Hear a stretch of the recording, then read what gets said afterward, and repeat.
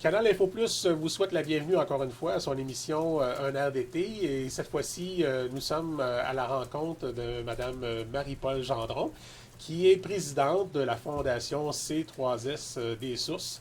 Alors, Marie-Paul, bienvenue à l'émission.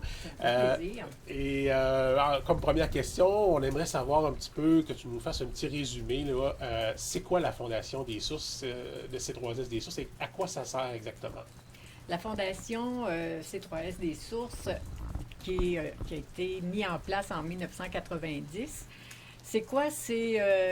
Pour mission, c'est comme ça que je pourrais le définir. La mission, c'est de soit de procurer des équipements ou amener des services pour aider les usagers, entre autres, et aussi le personnel, dans le sens où les équipements peuvent servir, oui, pour les usagers, mais si ça aide le personnel à rendre un meilleur service aux usagers, c'est ça qui est important. Alors, les fonds ramassés au cours de l'année, parce que notre année financière ou l'année de campagne, c'est un an au complet, différentes activités. Alors, ça sert à ça.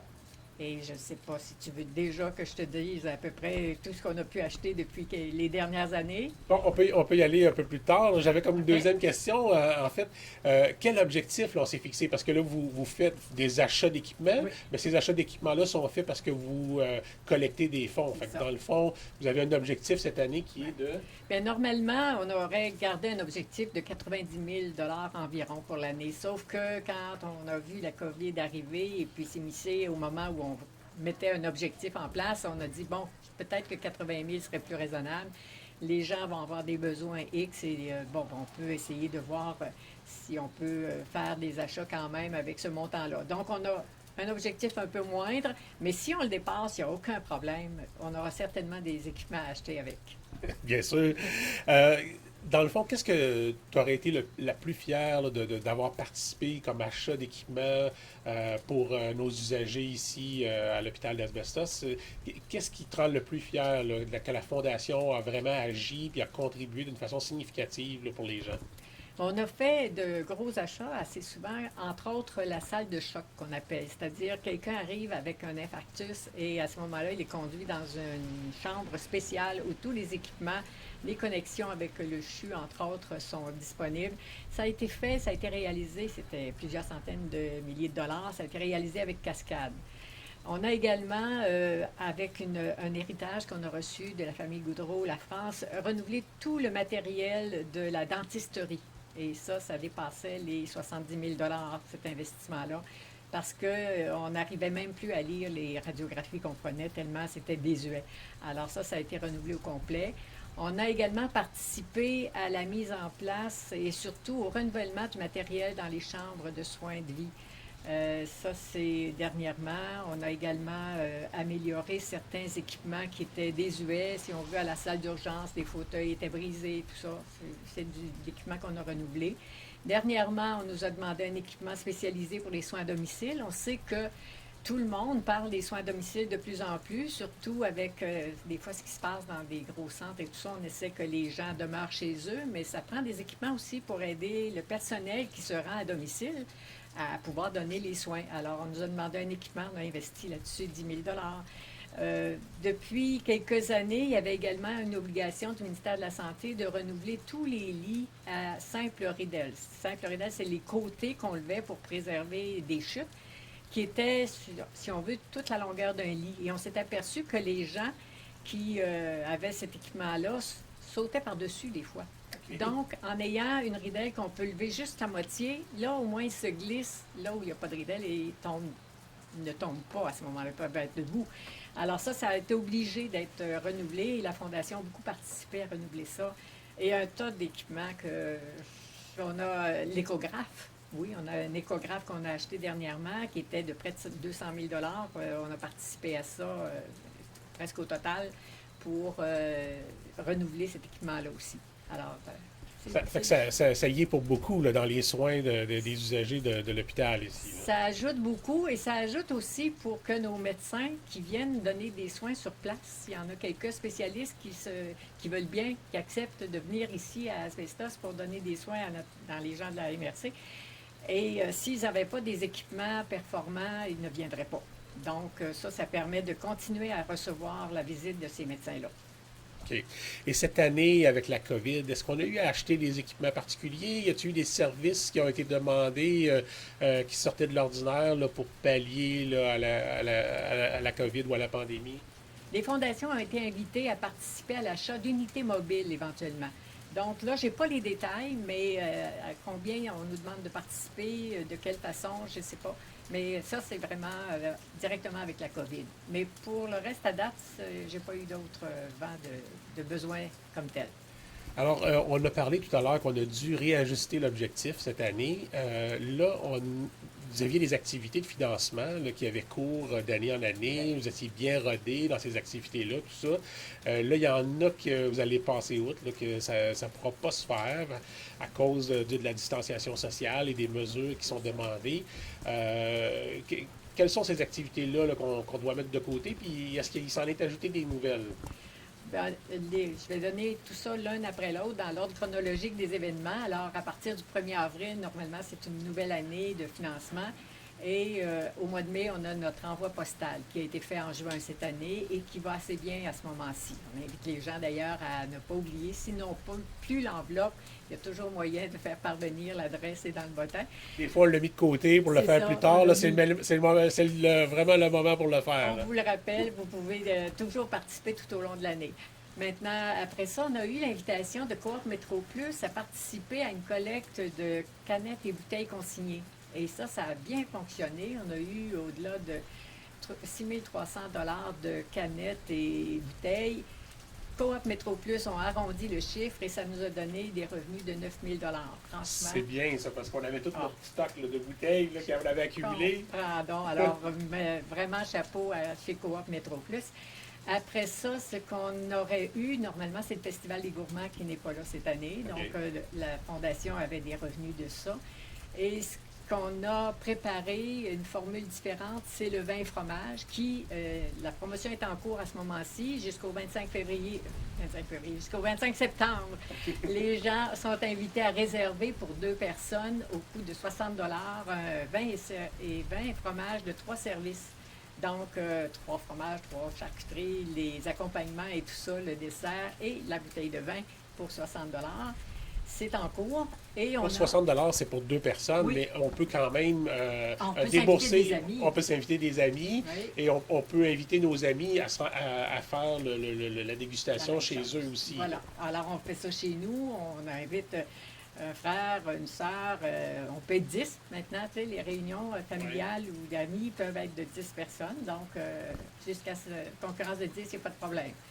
Vous réservez. On a aussi pour jusqu'au 20 septembre la campagne Tim Hortons pour les biscuits sourires. Cette année, M. Claude Boutin, qui est le propriétaire avec son épouse, bien sûr, ont choisi la Fondation du Centre de santé pour leur campagne. Et son objectif, et j'adhère à son objectif, est de 5 000 biscuits. Alors, cette semaine, il faut se procurer des biscuits sourires. Et on sait que le biscuit se vend $1, donc ça veut dire que c'est 5 000 $ que ramasserait la Fondation si on atteint cet objectif de 5 000 biscuits. Okay. Ça commence là, dès le lundi 14 septembre. C'est commencé du 14 jusqu'au 20 septembre. Jusqu'au 20 septembre. Toute une semaine. Okay.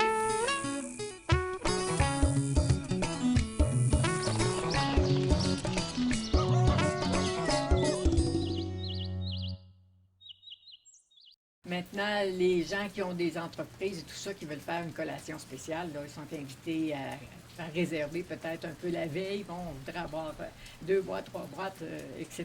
de biscuits, il n'y a pas de problème.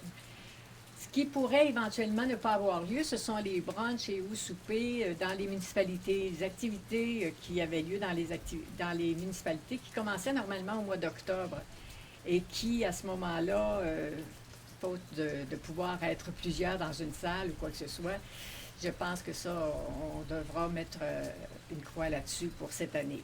Mais on espère qu'au printemps, on pourra finir l'année comme on l'a fini habituellement avec le Kyoto. Pourquoi pas?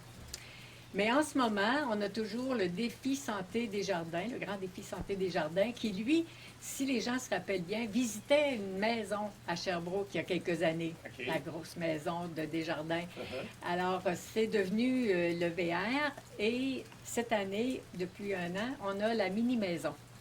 Donc, ça vaut 100 000 ou 100 000 en argent. Vous avez soit le VR, soit la mini-maison ou 100 000 en argent. Ou encore une voiture aussi assez intéressante qui est en tirage. Et en tout, 10 prix finalement pour le VR. Nous, on appelle encore ça le VR. Les billets pour ça, on peut les acheter où? On les a en ce moment. Ils sont disponibles à la Caisse des Jardins des Sources, à Danville, Asbestos et Wotton. Vous avez également chez Jean Coutu, vous pouvez avoir des billets. Et puis, il y en a ici au centre de santé. Il s'agirait de le demander, là, puis on va nous référer à un membre du conseil d'administration.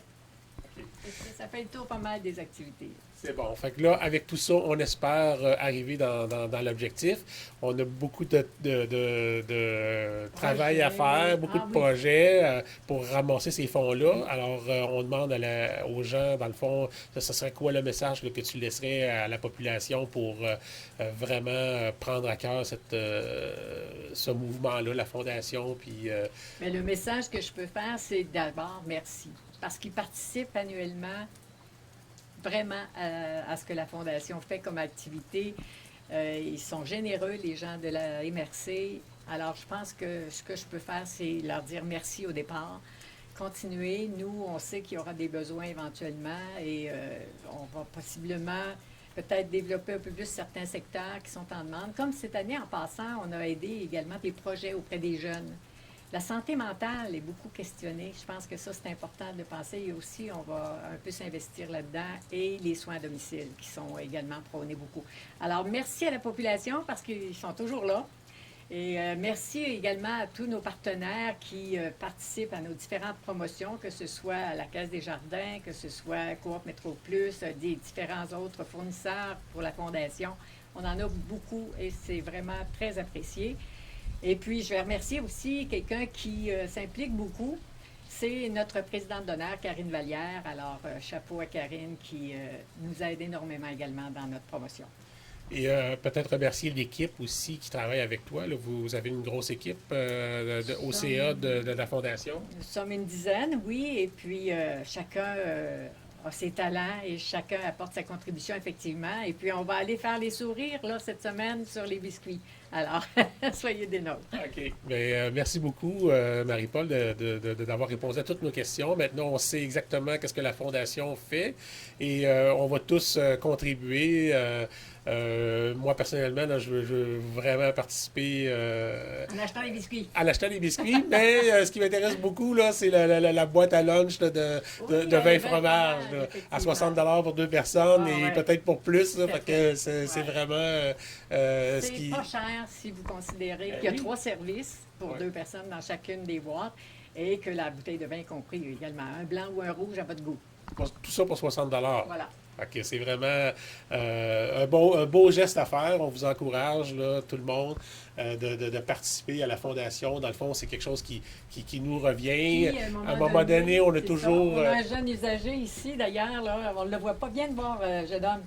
On l'a mis à la technique. On l'a mis à la technique, c'est ça, aux écouteurs. Ton nom, c'est? Zach Nadeau. Zach Nadeau. Alors, tu es venu, toi, ici, pour vérifier parce que tu avais des petits symptômes de COVID, semble-t-il? Oui. J'espère pas être trop proche, je suis un petit peu, là. On ne devrait pas faire ça. Mais finalement, ça pourrait être plus une bronchette. Oui, là, je m'en vais essayer voir si ce serait pas ça. Puis j'attends de voir les résultats. Puis, tu as été bien accueilli ici au centre de santé? Oui. Merci beaucoup de ta participation à notre chronique. Merci beaucoup. Alors, comme je vous disais, il faut encourager la Fondation. Il y a les biscuits sourires cette semaine. Il faut y aller acheter nos biscuits. C'est 1 $ par biscuit et le dollar va directement à la Fondation. Donc, c'est vraiment un bel investissement. On vous encourage vraiment à ne pas passer à côté cette semaine pour que finalement la Fondation réalise son objectif de cette année. Alors, merci tout le monde. Merci Marie-Paul. Ça fait plaisir.